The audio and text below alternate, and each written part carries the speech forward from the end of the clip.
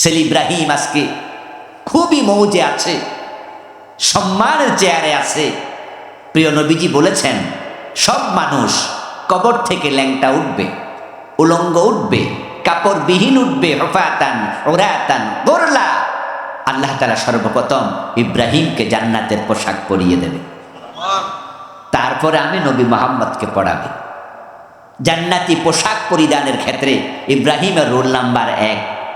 প্রিয় নবী বলেন, তারপরে আমি। সহিহ বুখারীতে হাদিস এসেছে, ইব্রাহিম হলো বাবা, নবী মুহাম্মদ তার সন্তান, এই জন্য আল্লাহ পোশাকটা বাবারে আগে পরাবে। সুবহানাল্লাহ পড়ে।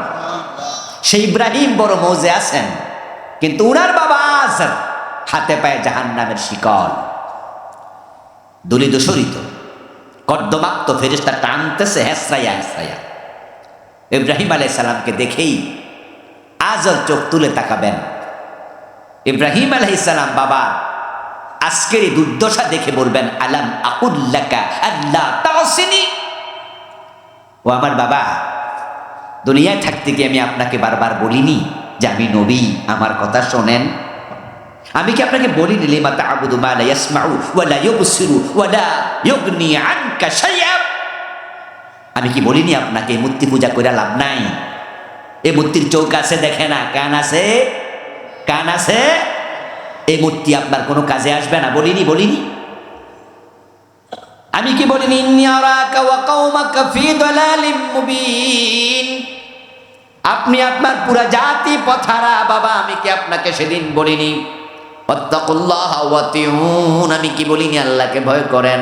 আমি নবী, আমার কথা শুনেন। যদি সেদিন শুনতেন, আজকে গলার মাঝে হাতের মাঝে জাহান্নামের শিকল লাগতো। অতটুকু ছেলে এবং বাবার কথোপকথন হওয়ার পরে আজর বলবে, আলিয়াউমা লা আসিক। ও ইব্রাহিম, আজকে কথা দিলাম তোমার অবাধ্য হব না। তুমি যা বলো বলে দেখো, আমি আজকে সব শুনতে রাজি। আচ্ছা, সেদিন এই কথা কয়ে কোনো লাভ আছে? হাসরের ময়দানে কি ইবাদত করার সুযোগ আছে? আর নতুন করে কালেমা পড়ার সুযোগ আছে? কিন্তু সেদিন আজর বলবে, আলিয়াউমা লা আসিক, আজকে আমি অবাধ্য হব না। আরে বাবা যদি চোরও হয়, বাবা যদি ডাকাত হয়, সন্তান হিসাবে বাবার প্রতি সন্তানের একটা ভালোবাসা আছে, এটা স্বভাবজাত, অভ্যাসগত। আমার বাবা আজকে কিভাবে বলছে, আমার অবাধ্য হবে না। আরে ইব্রাহিম আলাইহিস সালাম অতটুকু বাবার মুখ থেকে শোনার সাথে সাথে বাবার সাথে কথা বলা বন্ধ করে দেবেন, সরাসরি আল্লাহর সাথে কথা বলতে শুরু করবেন। ইয়া রব্বি ইন্নাকা কাদ ওয়া'আদতানি আল্লা তুখজিনি ইয়াওমা ইউবআসুন ফাইয়ুল খিজি আখজা মিনাল আবিল আবআদ। ইব্রাহিম নবী আবার আল্লাহর সাথে কথা বলবেন, ও আমার রব, তুমি তো দুনিয়ায় থাকতে আমার সাথে ওয়াদা দিছো, কিয়ামতের দিন আমি ইব্রাহিমকে তুমি লজ্জা দেবা না, শর্মিন্দা বানাইবা না। অথচ বাবার গলায় রশি, বাবার হাতে হ্যান্ডকাপ, পায়ের মাঝে ডান্ডা বেরি, ফেরেশতারা টাইন্না জাহান্নামে নেয়। আমি ইব্রাহিম, আমার বুঝি শরম লাগে না? বাবার অবস্থা দেখে তো ছেলে হিসাবে আমি শরম পাচ্ছি। ও আল্লাহ, এখন আমাকে লজ্জা থেকে বাঁচাতে হলে আমার বাবাকে তুমি ছেড়ে দিতেই হয়। ইব্রাহিম আলাইহিস সালাম ঘুরে পেছায়া ডাইরেক্ট না কই আল্লাহরে বুঝা যে আমার বাবারে ছেড়ে দেন, আমি শরম পাইতেছি, আপনি তো বলছেন আমারে শরম দিবেন না। আল্লাহ তাআলা বলবেন, অনজুর তাহতা রিজলাইক, ইব্রাহিম পায়ের তলা দেখো। ইব্রাহিম আলাইহিস সালাম উপর থেকে নিচের দিকে মাথা নেবেন, তাকায় দেখবেন হাতে পায়ে শিকল বাঁধা। আজর যেখানে দাঁড়ানো ছিল সেখানে আজর নাই, একটা রক্ত মাখা শূকর দাঁড়ায় আছে, শূকর আকৃতির প্রাণী। আল্লাহ তাআলা সাথে সাথে মুহূর্তের ভিতরে আজরকে শূকরে পরিণত করে ফেলবেন। এবার ফেরেশতাদেরকে বলবেন, ফেরেশতারা একে জাহান্নামে ফেলে দাও, শূকরটাকে জাহান্নামে ফেলে দাও। ইব্রাহিম আলাইহিস সালামের সম্মুখে ওনার বাবা আজরকে শূকর বানায়া আল্লাহ জাহান্নামে ফেলে দিয়া ইব্রাহিমকে বলবেন, বুঝাবেন, তোমাকে লজ্জা থেকে বাঁচাইলাম, কিন্তু আজরকে জাহান্নাম থেকে বাঁচাই নাই। কারণ যারা শিরিক করে, কুফর করে, ঈমান নাই, তাদের জন্য আমি জান্নাত হারাম বানাইয়া রাখছি। জান্নাত চাইলে পাওয়া যায় না, কোনো নবীর হাতেও জান্নাত নাই। জান্নাতে যেতে হলে দুটি শর্ত আপনাকে পূর্ণ করতে হবে। ডিসকাউন্ট তালাশ করবেন না। বাংলাদেশের লোকদের অভ্যাস খারাপ, তারা বাটা দোকানে যাইয়াও জিগা একটু কম হইব না। দেখবেন যে দোকান, কিছু কিছু দোকান আছে লেখা আছে এক রেট। আমাদের ঢাকার গুলিস্তান সবচেয়ে জঘন্য জায়গা ব্যবসার জন্য। ওখানে এক সময় ছিল মুলামুলি ভালো করে কিনতে না পারলে ঠকা। আর এখন গুলিস্তানে গিয়ে দেখবেন যে অনেক দোকান আছে লেখা আছে এক দর। এখন এক দরের দোকানে ঢুকেও অনেক লোক আছে জিগায় ভাই কম কত? তো দোকানদার কয় যে না কম টম নাই। ভাই আমনে চাইলে তো পারেন। করে আমি চাকরি করি। চাকরি করলে কি হয়েছে, কিছু কম দেন। মনে হয় গলা ধাক্কা না দিলে বুঝবো না। এরকম মোলামুলি করতে করতে, ডিসকাউন্ট তালাশ করতে করতে তারা জান্নাতের ব্যাপারেও ডিসকাউন্ট তালাশ শুরু করছে। এই জন্য দেখা যায় ইমান আছে দাবি করে, নামাজের খবর নাই, 5 ওয়াক্ত নামাজ পড়ে না, এমন লোক আপনাদের এই এলাকায় আছে না নাই? এই বেনামাজিরা কি নিজেরই হিন্দু মনে করে? এই ভাইয়েরা কথা বলুন না, হিন্দু মনে করে? এই বেনামাজি নিজের খ্রিস্টান মনে করে? জিজ্ঞাসা করলে কি দাবি করে নিজেকে? মুসলিম, অথচ নামাজের খবর নাই। ইন্নাল্লাযীনা আমানু ওয়া আমিলুস সালিহাতি লাহুম জান্নাত। ডিসকাউন্ট তালাশ করবেন না। ঈমান এবং নেক আমল দুইটা মিলে জান্নাত। আল্লাহ যা বলেন সেটাই ফাইনাল।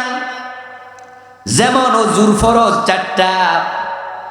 কোরআন মাজিদ আল্লাহ তাআলা বলেছেন ইযা কুমতুম ইলাস সালাতি ফাগসিলু উজুহাকুম ওয়া আইদিয়াকুম ইলাল মারাফিক ওয়ামসাহু বিরুউসিকুম ওয়া আরজুলাকুম ইলাল কাবাইন। নামাজ পড়তে যাও, ওযু করো, মুখ ধোও, হাত ধোও, মাথা মাসে করো, পা ধৌত করো। 4টা ফরজ। এখন কোনো ব্যক্তি মুখ ধুইল, হাত ধুইল, মাথাও মাসে করলো, কিন্তু প্রচণ্ড শীতের কারণে পা ধৌত করে নাই। 3 ফরজ দিয়া নামাজ পড়ে ফেললো। আপনারা জবাব দেন সওয়াব হয়েছে কতটুকু? 3টা ফরজ তো মানছে, তাই 75% নামাজ হয়েছে, ঠিক না? অর্ধেক হয়েছে কিছু নাকি বাদ? তো 3টা না মানলো, বাদ হইল কেন? উত্তর হলো আল্লাহ যা বলেন সেটা চূড়ান্ত, সেখানে ডিসকাউন্ট চলবে না। নামাজ পড়ার জন্য আরকান হাকাম 13 ফরজ। যদি কোনো ব্যক্তি সেখান থেকে 12টা ফরজ আদায় করে, একটা ফরজ বাদ দিয়ে দেয়, ওই 12 ফরজের মাধ্যমে নামাজ পড়লে সওয়াব হবে নাকি? নাকি বাতিল? কেন বাতিল? 12টা তো করেছে।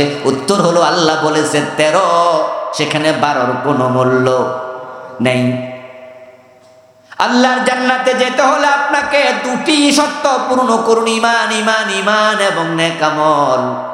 এবার আসুন আমরা একটু সে আলোচনায় একটু যাই। আমার বন্ধু, ঈমান আমরা এনেছি আলহামদুলিল্লাহ, কিন্তু এখন ঈমান আনার পরে আপনি যদি বেঈমান হয়ে যান, ঈমান হারায়া ফেলেন, মরার সময় ঈমান না থাকে, তাহলে ঈমান আপনার ছিল এ কথার কোনো দাম নাই। আপনি বিদেশ রওনা দিয়েছেন, আপনি ঢাকা এয়ারপোর্টে গেলেন, যাবেন আপনি দুবাই, সৌদি আরব, আমেরিকা কোনো দেশে, কিন্তু আপনার পাসপোর্ট ভিসা আপনি বাড়িতে রেখে গেছেন। এখন এয়ারপোর্টে যখন আপনি যাবেন, ইমিগ্রেশন ক্রস করবেন, তখন যদি আপনি ইমিগ্রেশন অফিসারে বলেন যে পাসপোর্টও আছে, ভিসাও আছে, সব আছে, তবে বাড়ি, আপনারা ঢুকতে দেবেন? আছে এই শব্দের কোনো দাম নাই, সাথে আছে কিনা সেটা ইম্পর্টেন্ট। ঈমান আছে কিন্তু মরার সময় নাই, এর আগে হারাইয়া গেছে, এমন লোক সমাজে আছে কিনা? অভাব নাই। قال النبي صلى الله عليه وسلم تكون بين الساعة فتن كقطع الليل المظلم يصبح فيها الرجل مؤمنا فيمسي كافرا ويمسي مؤمنا فيصبح كافرا ويبيع أقوام دينهم بعرض من الدنيا। প্রিয় নবীজি বলছেন, এমন একটা জামানা কিয়ামতের আগে আসবে, সূর্য ডুবে গেলে অন্ধকার যেমন চারিদিক থেকে ধেয়ে আসে, কিয়ামতের আগে ওই অন্ধকারের মতো চারিদিক থেকে কুফরি দিয়ে আসবে। মানুষগুলো সকালবেলায় মুমিন থাকবে, সন্ধ্যাবেলায় কাফের হয়ে যাবে। সকালবেলায় মুমিন থাকবে, সন্ধ্যাবেলায় কাফের হয়ে যাবে।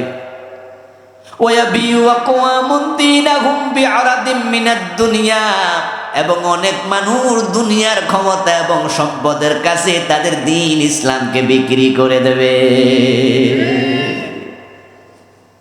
ক্ষমতার কাছে, সম্পদের কাছে ইসলাম বেচা দেয়।